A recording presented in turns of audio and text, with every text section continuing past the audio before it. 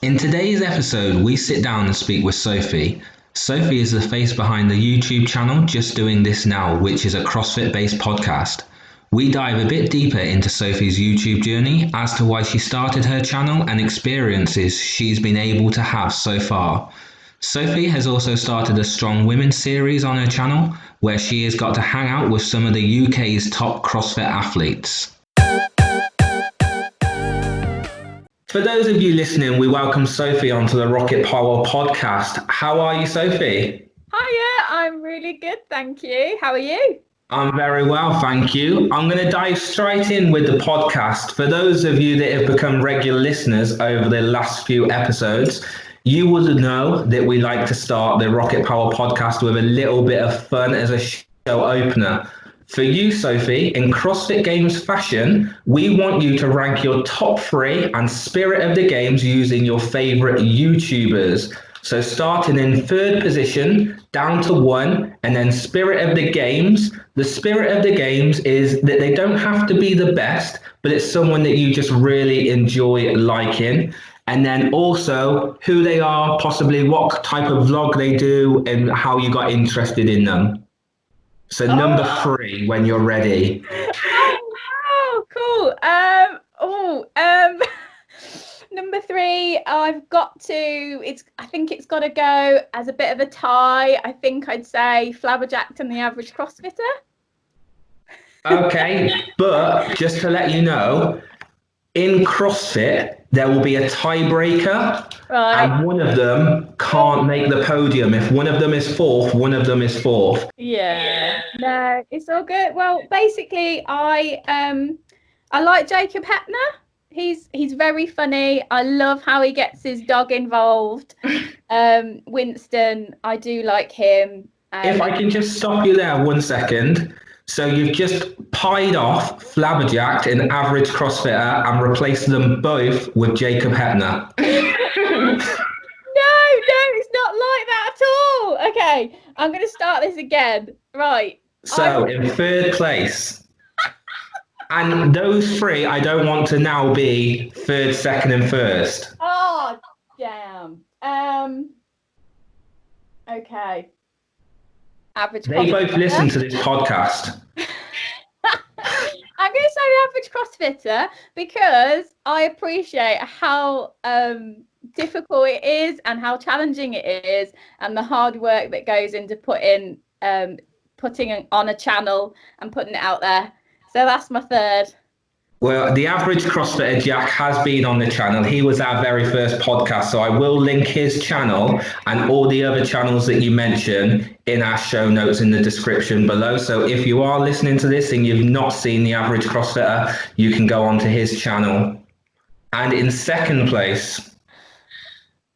Okay. I'm gonna say for creativity and inspiring me that way, it will be okay, now I've got this. She has got this. Okay, no, I'm gonna say Heppner. Because he's, I was wondering when he would come up for you. Okay, and can I skip to number 1? Yeah, if that's all we're doing, Jacob Heppner, that's all he gets, then we will go on to number 1. No, he's a very inspiring man, and I like how honest he is with his workouts, and his video where he danced in heels. You've got to have a lot of respect for a guy who's obviously never walked in heels and then dances in heels for just for mere entertainment and to make people laugh. I think that's brilliant. He seems like the type of guy that would be incredible on TikTok. Yeah. The right. platform that makes exhibitionists normal. And moving on to number 1. I love him to bits. I only discovered him 2 months ago and I can't believe he wasn't on my radar before, but it's got to be Matt Does Fitness. I don't think I recognise the name. Oh, okay. Well, you've got to watch him. He's, dare I say it, more of a Globo Gym YouTuber. Is he quite a big YouTuber? He's got nearly 2 million subscribers. So not quite as big as you and I, but he's getting there. He needs to try a bit harder. But he's just brilliant. He's the dad, and he incorporates comedy with his son, who's like 3 years old. His intros are the best, and I just really like the way he's just kind of making the channel his own by sharing, you know, his son on the platform and his family life. And I just really admire that. And he's just a very well-grounded chap, I think. Well-grounded bloke. And I just think he's really easy to watch, and he just makes me laugh in every video, and that's important for me. And he took top spot with only 2 months of watching. Yeah. So moving on to Spirit of the Games, that could be anyone. It doesn't have to be like this well-known personality on YouTube, just someone that you enjoy watching that deserves more of a shout out, if anything. Well, I've already started shouting them out, so I've got to say Flabberjacked, Elliot and Hannah.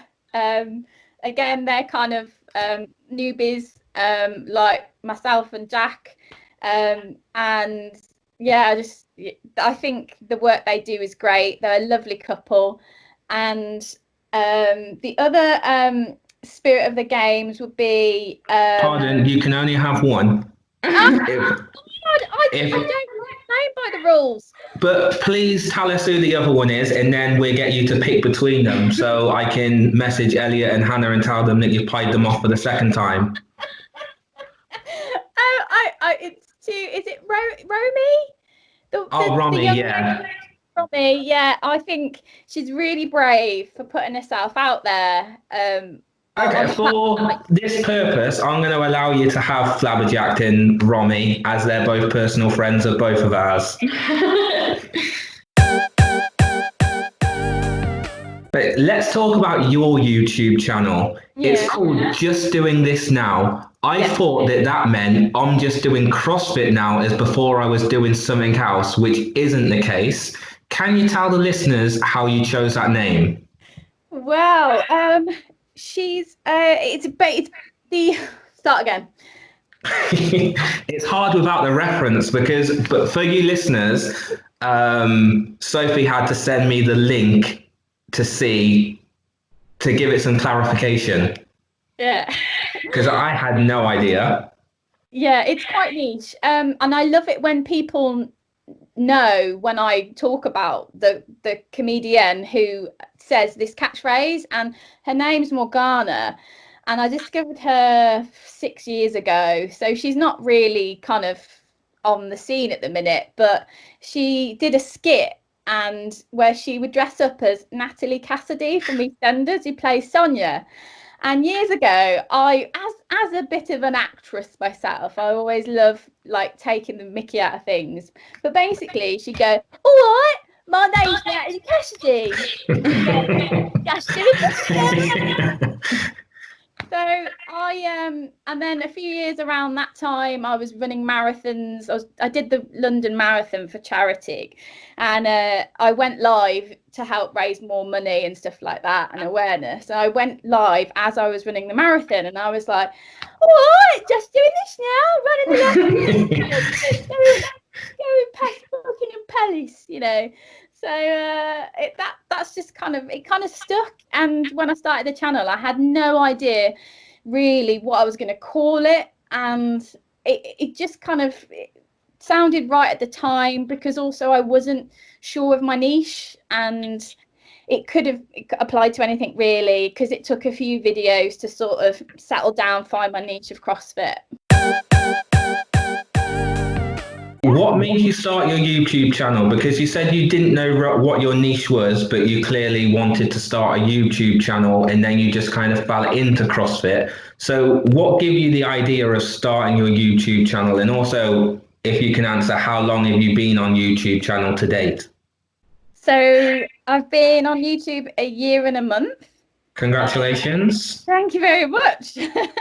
I'm surprised I've made it this far, to be honest. But it's hard work, as I said. But what I basically, I'm a performer at heart, and before doing any of this and being a store manager at Lush Cosmetics and all that kind of stuff. Nice plug there for Lush. Not that they need it. Love you, Lush. So yeah, I've always kind of been creative, and as any kind of actor, jobbing actor, anyone aspiring to do that, they'll tell you, like, you can't just rely on work to come to you. You have to put on your own events, you have to put on your own shows, all that kind of stuff. So years ago, I used to do shows for charity, musical theatre shows and stuff like that. And I just have like that creative side that I really enjoy. And as kind of the years got on, I became to realise that it's just easy if you just rely on yourself. And so you don't need, because, you know, I put on a show, I need a band, I need a theatre, I need this, I need that. And, you know, with YouTube, it's like, well, you're the director, you produce it, you edit it, you know, you promote it, you're your own business. So it made sense really to me. And I just thought, I want to give that a go. And I studied media when A-level years ago. I did a bit of film studies at uni as well. So, and I dabbled in kind of promotion videos, and I just thought, yeah, I want this challenge. I want to give it a go. So here I am. Well, it definitely is a challenge. So since starting, how have you found it? So let's start with the actual vlog in itself. Confidence behind the camera.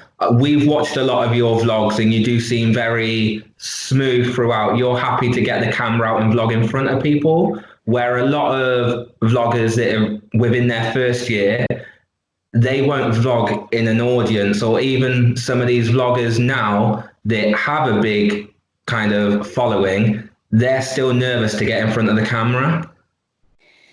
Yeah, I think a trait that comes with being a performer is you have a very good mask, and I feel just as anxious and kind of like embarrassed as much as anyone else. So, and I think as I've got older and a bit more wiser, I've just come to realise that you just kind of have to get out of your comfort zone if you want to grow. And to be honest, what anyone else, well, also vlogging and YouTube is, people know it now. So that kind of precedent was set a long time ago with all these amazing big YouTubers. So, and with social media, Instagram, TikTok, people are used to seeing people filming themselves. But I definitely do find it awkward still. I do have to be in the right frame of mind some days. Only human in that sense, but I guess the performer in me kind of just pushes through that and is just like, oh, come on, you've got to do this. Along with what you said, like having that split personality, putting on a different mask, I think ultimately it comes down to how much do I want that content for you, your show as well. And are you really willing to make yourself feel awkward for that content? And is it going to make your end production better with it? Yeah, absolutely. And people find this really weird in me, that if it's in my control and I'm making a decision to do it, I'll do something that most people will be like, that is cringe. Like I'll dance in the middle of the gym, you know, whatever. But if it's kind of my decision to do it, I don't mind, and I don't mind being like the person doing it. But I am aware that people watching it might be like, what the hell is she doing? But for people knowing you, they know that that's your personality, and whether the camera was on or not, you would be that Sophie anyway. Absolutely, yeah. I think as well in my YouTube videos, you've got my partner Ruth like going, oh, what you doing? Like, you know, giving me, you know, the eyes, side eye, you know. So yeah, this is what people are used to really. But like anything, I guess you add a bit of extra energy to it, because no one wants to see, you know, a motivational, inspiring video with someone who obviously isn't feeling that. So You just brought up your partner, Ruth. Does she fully support the channel? Does she help you film? Is she happy to be on camera? He's got no choice. I did talk to Ruth before starting the channel, and Ruth is a teacher, and she teaches in secondary schools, and she did put it by her head as well of the school to check it was okay. But like with anything, you know, we're here to be represented as, you know, a gay couple, as, you know, a CrossFit master, and just you've got to, you know, represent, and we're all human beings at the end of the day. And so she doesn't enjoy it as much as I enjoy it. She's great at filming. Better behind the camera. Yeah, she's actually a really good photographer as well, so I'm very lucky. But she's so supportive, and she just knows I'm kind of a creative geek, and I just kind of need to fulfill that in me, really. With the creativity comes post-production. How do you find the editing process? Because that people see the vlog 10 minutes. They don't think about how much time it's taken to set up the shots, how much time it's taken to film, and then post-production. These vlogs are a lot more than 10 minutes long for you than the watcher. So tell us a bit about your post-production. Is it cinematic? Do you like doing quirky things with transitions? Or are you, in that respect, are you still finding your way as a editor? Oh yeah, I'm definitely still finding my way. I've been exploring loads of different kind of techniques and stuff like that. I always think variety is the spice of life for the viewer, and also for me to learn things. But it takes hours. I did a video recently where I did a quick turnaround, but that turnaround for me was, I filmed it on Tuesday. It wasn't out till Thursday night. So, you know, and I spent all like evening Tuesday, all day Wednesday, all day Thursday editing it. So so it's still a really long process for you. Yeah. It's not just to sit down for a couple of hours. It's still, oh God, 3 days. Yeah, I guess I like to think that with more experience I'll get quicker at editing, and I think probably lockdown has just kind of relaxed my pace more. I think once I go back to work full time, and I know I've only got mornings, lunch breaks and evenings to do it, I'll just kind of get on with it. But you know, technology is an arse at times, and sometimes my laptop would crash every 30 minutes, me trying to do an edit. And then you think, oh, I want to try that transition, but I don't know how to do it. You have to go research that, and that could take 2 hours just to do a clip that took like 2 seconds. I've seen that you've branched out since starting YouTube, and you've got yourself a new toy. Was that just for YouTube? Which one's that? Is it the MacBook that you got? Oh yeah. So how many other new toys have you got? You got your lifters just to do a review. They're being sent back after today. Yeah. I did. I got myself a new laptop just so, it's the tools of the trade. And for anyone thinking of starting a channel, I started with my iPhone, and I only bought a camera 7 months in after sticking with it. But it does, as much as people can get on and do a channel with the basics, technology does help for that kind of post-production kind of look, really, to look kind of more professional.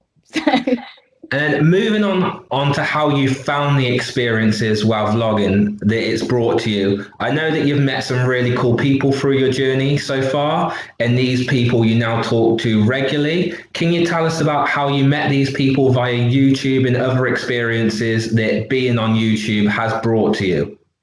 Yeah. Selfishly, YouTube has brought me such it's really fulfilling, and I just love being creative. But yeah, I've met yourselves. Like, that was a lovely surprise. It was that was I think back. it was Strength in Depth at Bath. Yeah, it was. And I think you were the first person where I said, "Oh, I've got a channel," and you said, "Yeah, I know." I was like, "What?" For the listeners, we used to train where Sophie trained, but we never actually trained together. I think you arrived after I had moved to a different gym. Yeah. But yeah, I definitely knew you because of your channel, not because of you as a person, if that makes sense. Yeah. So we met at Strength in Depth, the Origins, back in November, was that? Yeah. And then stayed in regular contact ever since. We have, yeah. So yeah, I guess I was there to support my gym and my friends. And it was just lovely to introduce myself to yourselves, to chat with you guys. I think that's where I first met Elliot of Flabberjacked. But if it wasn't for that kind of, oh, I've got a channel, let's kind of chat, like, I don't know, like, having a camera in your hand creates a conversation, and it's just been lovely to meet people I wouldn't usually meet. And off the back of that, I've kind of created a little, CrossFit content creators. That really slips off the tongue. CrossFit content creators group. Yeah. And it's lovely because we can all share tips, discuss kind of how exhausting it is at times, but it's just lovely. It's extending that CrossFit community feel that you have in the gym to a more niche department, really, I guess. But it's been lovely. Just so you know, you created it. Do you know who your first member was of that group? Was it you? It was indeed. And now I think we've got about 12 members in there. Yeah, it's growing slowly. It's really, I message people going, would you like to join my club? And on Wednesdays, we wear pink.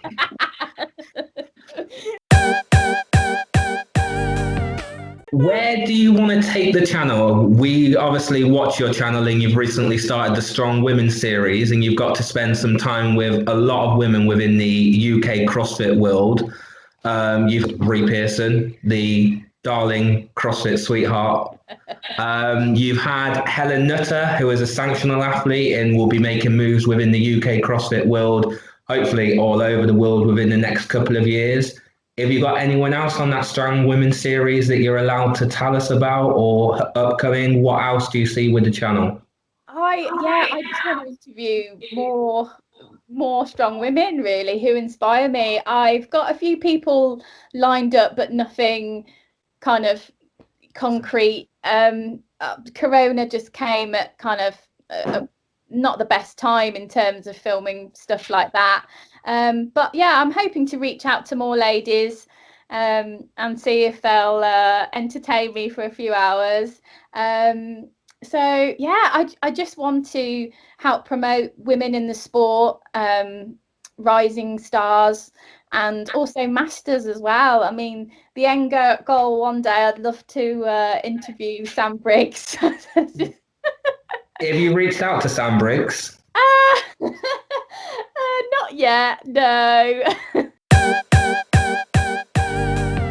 Talking about what we were talking about earlier about kind of confidence and stuff, I have like a few brave moments in my day. So sometimes if I'm feeling brave, I'll message someone and go, oh, I like your work, blah blah blah. But yeah, I have to kind of get my brave on, really. Well, we spoke about Ree in your Strong Women series. You took part within CrossFit, Battle for the Middle Ground, placing in first with Ree as well. Tell us about that experience, how it come about. Did you expect to come first place? Oh, definitely not. How it came about?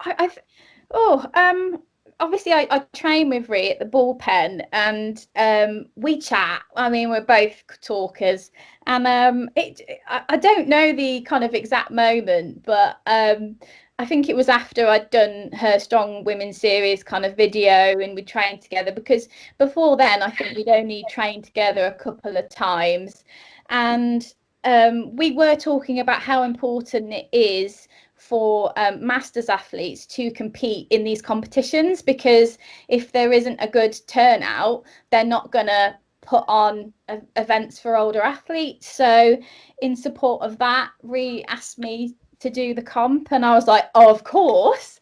And we went along on the day. I wasn't feeling 100%, I'll be honest. If people watching your vlog, they will understand why you weren't feeling your greatest, won't they? Is that the bit? Did you see the little pink bottle I was holding up? Is that what it was? No. Was it female issues? Oh yeah, that too. I think you spoke about it in the vlog. I did actually, yeah. Ladies, you know the struggle is real. Well, when we were watching it, you pulled something out of your rucksack, and I didn't realise what it was. But Em was like, "Oh, that's VIP. Look." Okay, it's a very taboo subject. You're one of those athletes that are in the bathroom 5 minutes when you should be warming up. I've always been known for my nervous poos, whether on stage or on the CrossFit floor.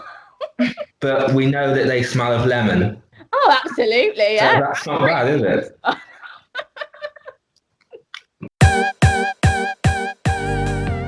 Before we wrap up the podcast, because we've been graced with your presence for 35 minutes now, is there anything that you'd like to add or bring up? In the show notes, we will give everyone your Instagram channel and your YouTube channel so they can go ahead and subscribe and everything to you. Is there anything that you'd like to bring up?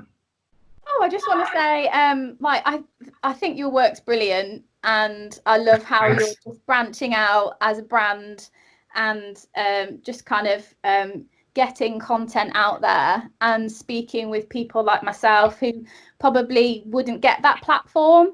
So I just want to say thank you. And if anyone out there wants to, subscribe to the channel or follow me on Instagram, I don't take life too seriously. I do have a bit of fun, but I just want to help kind of promote the everyday CrossFitter like myself who has a full-time job, and just help promote masters in the sport as well.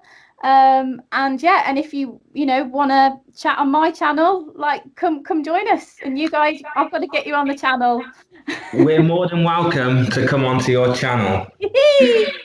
For anyone wanting to join the CrossFit Content Creators Club, you're the security guard. Is everyone welcome to join that? They just need a YouTube channel. Yeah. They need to be a content creator, let's say. Yeah. If you're up for creating original content and, come join us, come join the club, just get in touch. Join the club. And you've got to be able to say it 5 times quickly. Yeah, so I can't do that. Go for it, 5 times. CrossFit Content Creators Club, CrossFit Content Creators Club, CrossFit Content Creators Club, CrossFit under the pig. Perfect. And I feel that that's a great note to end it on. Again, thank you for your time, and we shall see you on your channel soon. Thanks, Dave. You're most welcome. Have a great day. Bye. Bye.